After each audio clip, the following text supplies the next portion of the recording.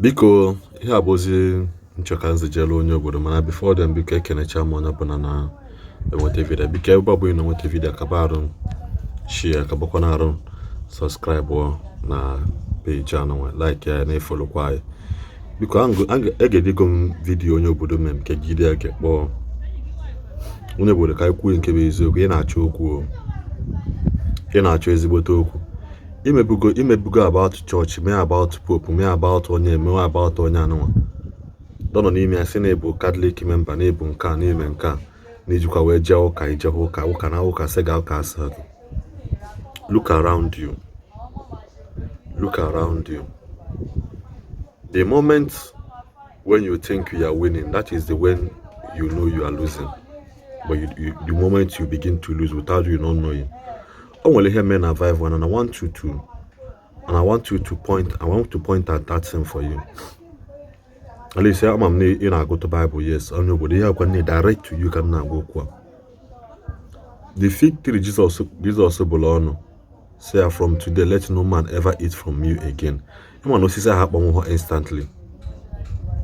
We say happen instantly. Oh, mgbe ha jichara ebe ha na-ejepụta Jesus echefuo na self no nwere okwu. Peter have to remind him, si onye nwanyị na osisi anụnwa ibụlụ ọnụ mgbọsị anụnwa akpọnwụkwa. And no bido akpọnwụwa from enu, no bido gịnị from the root. The Bible say that, and the fig tree dried up from the root. Onye obodo. Ịkwatue ụna anụnwa ọgụwa ya alụ ya. Ịkwatue ụna anụnwa ọbụrụ ọgụwa ya alụ ya. Akụza ya n'ụlọ onwe ya kịta ya na-akpụ ya afa. Onye ọbụla bụ ọgaranya gwụlụ ọgaranya na biya. Onye ọbụla na ha abịa nalụ gị ego wee gboo mkpa. Respect that person. Mmadụ n'ụlọ onwe ya ị na-akpụ ya afa ịkpọpụ ya ịkpọkwasa ịkpọpụ Ebuka Obi ịkpọkwasa esi na mmadụ update nọ na ajije chilu nọ na ajije nọ with ndị widow today. That is where you begin to find yourself. You ibido tiwa anya na business onye ọzọ. Ibido go tiba, which means you are watching. You are also following him. Ka ịmara ihe o yi ekwu.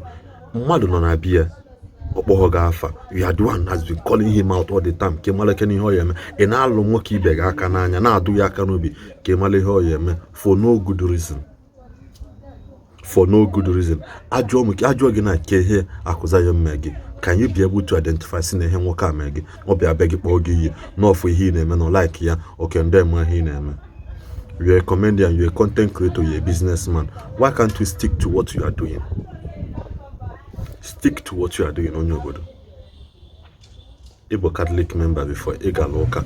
Ọ bụrụ na ị chọrọ ibido gọwa omenala pụta full gọwa omenala emechisi na ị chọrọ ka onye like ya gị ị chọrọ ka onye ukwu like ya gị ị chọrọ ka onye a tree cannot make a forest. A tree can never make a forest. And no man is an island. You can never stand alone.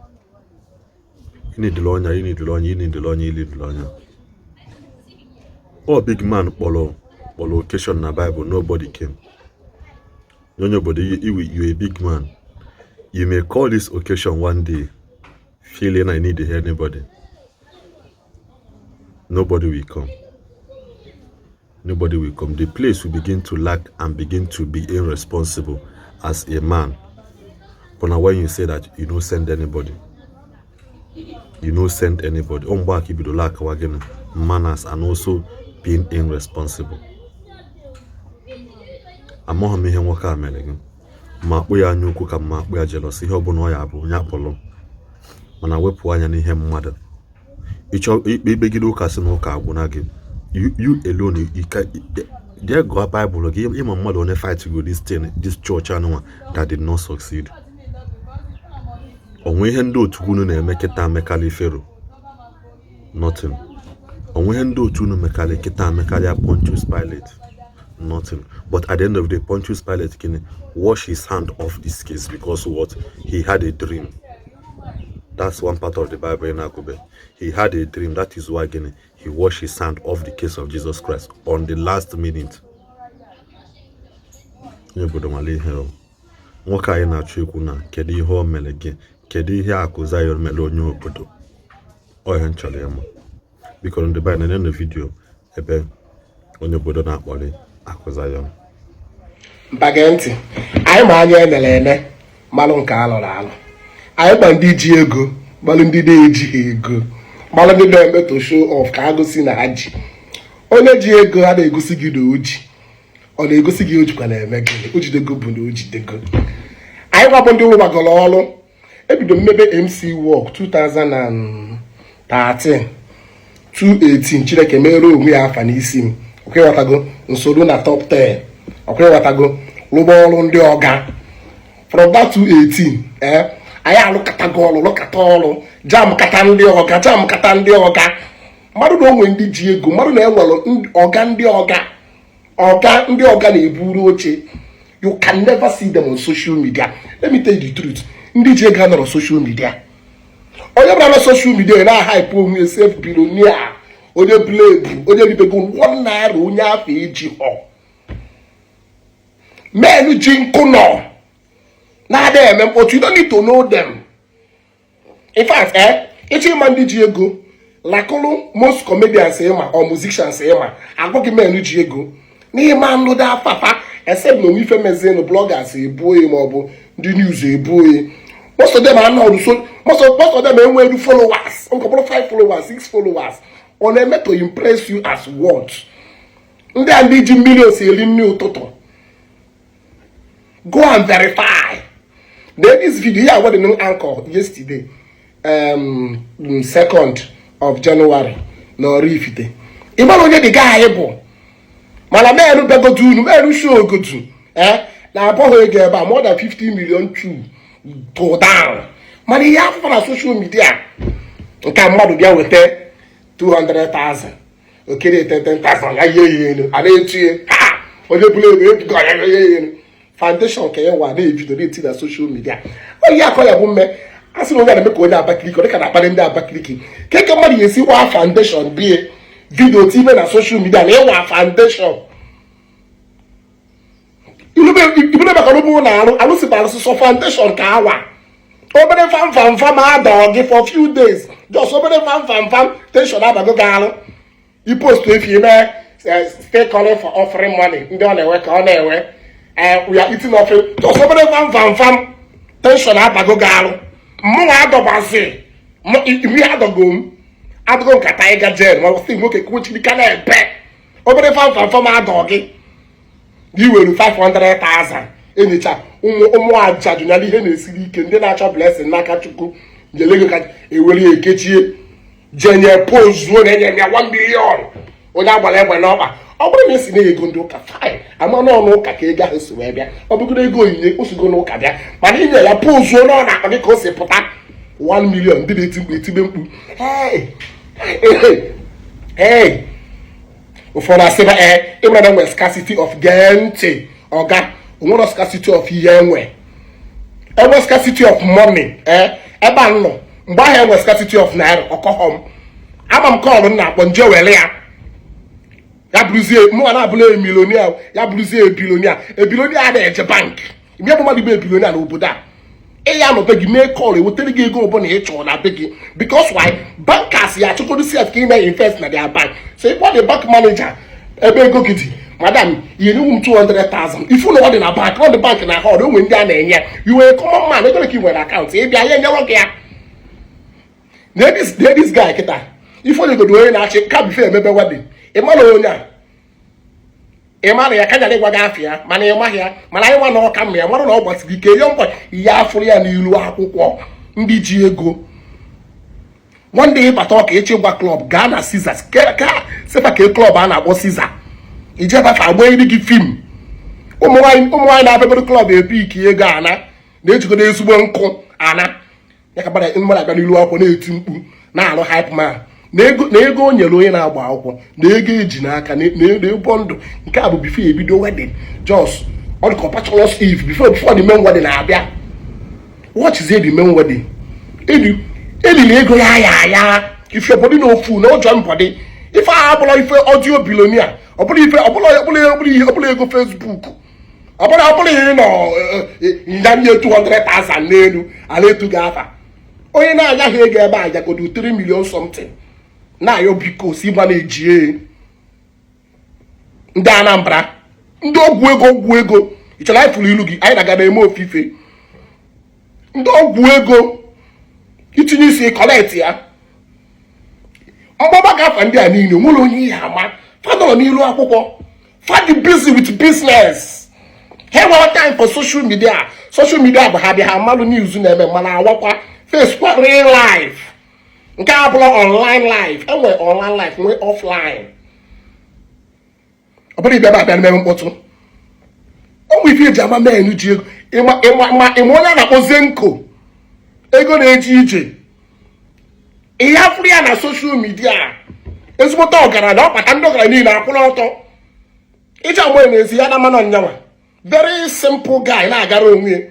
The first time m jam new age. Amadụ m na nyanwa. I don't even know. Nekwa chat him up. Si m nekwa ọlụ ya arụ nekwa. Mụ na ogbu efijela ọlụ ahụ. Ndọlaanị. Na-anụ new age. Nsefa ọ new age nke ama nsị ya amadụ na-eme na ya na chat. Na-asụ ịnọ na biko ọ kapụtagoro gosi amadụ na ọmụ na ya nọdụ sef. Osoro na-asa afụ mmanya ozugbo nkwudite na ọmụọ amụ you with short neck ya mụọ amụ pụọ onye adakapụ na amụsị m n'onya nkụja new age very simple guy ndị ji nkụ na-ada eme mkpọtụ jegara m na social media mmadụ chọgo okwu akpọ polisi ọgambasị problem ya apụta ka ihe abụ na onwe ndị Tinubu na-abịa befa ụmụazị Igbo Tinubu na-eje befa anara information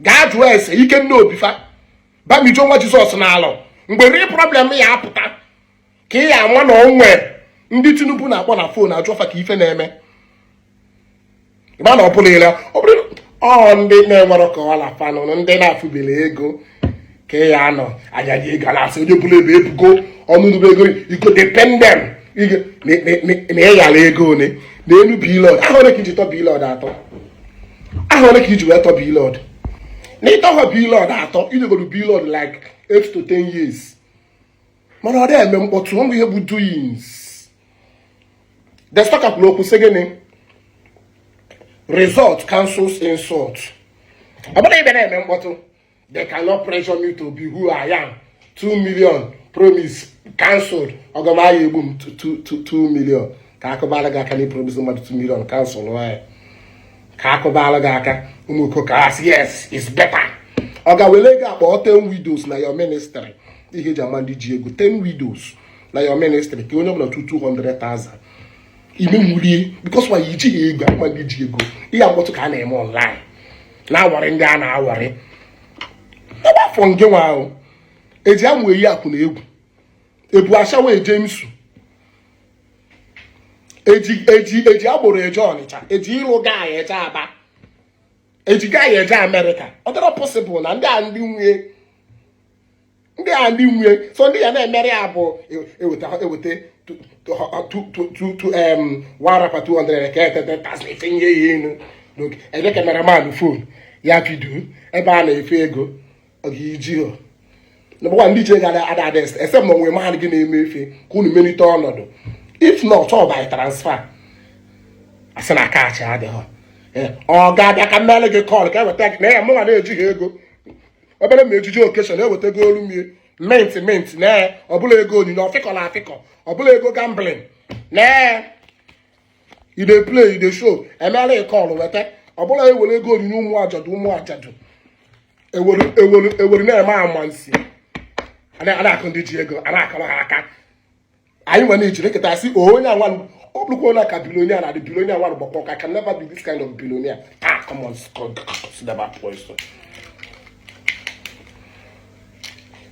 Lord, how many bags of rice be Lord? Okay, 1,000 something. That is around 40 something million naira. If you cannot tell you now cash and so give or take. Was na be Lord spend go do just was 50M scholarship ndonye lenye adibe. Or give you a millionaire bo in eba men and aka akụkọ gị ife ime na-eji akpọrọ m obodo menwuru ife onye nwe ife ime nwu ọ bụrụ na social media na-claim na onwe ife ime nwu a na-etuga akụ billion akụ zillion chingba iji ọga gosi business ị na-eme ana mere rice ị bịakpọrọ gị jụọ my company gosi gị account book na-eri ego na-eri according to my income mainly more than income ka business yara crash. As we worship money, not hard work. ewelogodi mmadụ na-ebuga were ego ihe ejiri nri na-akpọ polisi akpọrọ ya na-egbu ọnụ akpa ọkụkọ nwa dibịa na-emekwuru ndị ọba majik na-ebunye ndị ajadu ihe ọ bịa kwadebe ya I will be with all the widows in ọ dịkwa ya de na ka ọ na-eme ide play the show nke a bụ na ya edegodi ya ede tomorrow I will be with ụmụ atọrọ eli na-enwere ya ama a na-asọpọt ya. Wow, akubilion, God will bless you, God will eye service sycophants. Anyị afụgo ife a nchọ ka ndị mmadụ praise be mpụta na my page kịta everyday mee give away 100,000 ememumie mee give away 100,000 nkwa for 2 weeks nkwa ụkwado na if all my comments mana mma gwa gị ka o si adị I like na need na like me like na siga eme gị chukwu bụ ife na-agọzi ọbụla mmadụ. Anyị ma ndị ji ego anyị ma anya nyere mara ndị alọ ndị ji ego anọrọ social media ọya ka jee paaki jiwe jee paaki amụkwa onye bụ bilod ịkpọrụ jee paaki kịta abịa ọkasị ya ngwa gosi gị ọfisi bilod ọmakwa esi agosi ndị bilod ọmakwa na ọnọfugodu nsi ya online o post bilod ka bilod notice anyị ma na ọka na-afụ bilod steady 247 onwe ife bukala enwe ife anyị akpa ife bukala onye ọbụla na-aga etipikal Anambra ma nwegodo ndị pride dị ya n'ime onwe eju ya afọ ọ da alacha ike etipikal Igbo man dislike ka ọ na-ebi ọ fụrụ ife ọma ọ chọọ ihe ọ ya bụ ome ka onwe ego ka ọ dị ka gị ị na-akpa azụ nyenwa na-akpa azụ na ịgbachi ike eme na ọrụ ifite were ego bọkasị awọ community school na ọrụ ifite megide wedị na ọ na-akụ 8 isi ọrọbọkwa m ka onye alapụta buru moto na-ana mụ na DJ KY buru moto na-ana nwoke a anọrọ na eweta ha abọnye ya enu na bunye ya enu abịa okeshọn achị ibu ego ewere fon nye mmadụ vidio ka anyị postụrụ ka ndị mmadụ fana anyị na-abụ ego 1 naira iji họ money don't like noise. That is why I don't akpọ egwu na bank ndị ji ego ada eme mkpọtụ onye bụrụ ifu na-eme mkpọtụ uchi ego si na ngwa gị gee ntị n'ihe eji ama onye ji ego tiri ndị ọga ji ego ekwupụba elu gị ịkpatabela ego somebody like zenko bata menu niile ahụ ịnwa ji ego onye ọbụla na-akwụ ọtọ enwere ọga nwa ọga ndị ọga ịbụ content creator ọda content creator ejibeghị mee content ibidobe ịbụ a comedian other comedians anọgara anyị let us watch this guy I love watching this guy ibidobe ife eji ama ndị ka medigolo ọnwa onye anọ onwere ka ụmụ nsu gaa ka onye aka yara enu na onye obodo si onye obodo nwere na-eme content na-agbala ego ịmabodo onye mgbala ego during this saga between me and ndị Abakaliki jee lene Iza TV video mere maka m onwere that kind view grace somebody say grace onwere that kind view ke nke a mee last Ebonyi son jikwa m wee mee content jee lene views onye bara na-agbalụ view oyi dị too much n'isi a nke bara ndị Abakaliki trend chese ga-ekpọ m na-asị m na ha ya na video ya ganekwa ego o nweta biko nchekwa ndị ọzọ mma akparị ka a na-agbara ego oyi dị too much oyi dị too much if isi a ololo oyi na-awụfu ị nọrọ na-eme mkpọtụ inye mmadụ 500,000 just na ka esi dachi ya mmadụ 1 million na ọ na-eme wedding and this guy afia bụ big shoe ka m gwa gị afia big shoe after men na the wedding you go 1 million o post die o meghọ mkpọtụ ndị mmadụ ama akwụrie ụdọ nwa ya zuo ike o ji eme gịnị mana iruo ya arụ iruo big shoe arụ ị marakwa ya eji agbara ya big shoe ọ gbara ya na-aza akụ ọ ga so ndị akụ mma bụ akụ big nke a nọrọ ka every akụ ọbụla bụ akamoyiri akụ ọbụla niile enwezi bụ apart from akụ big n'Asia akụ ọbụla niile enwezi bụ akamoyiri nonsense and ingredients.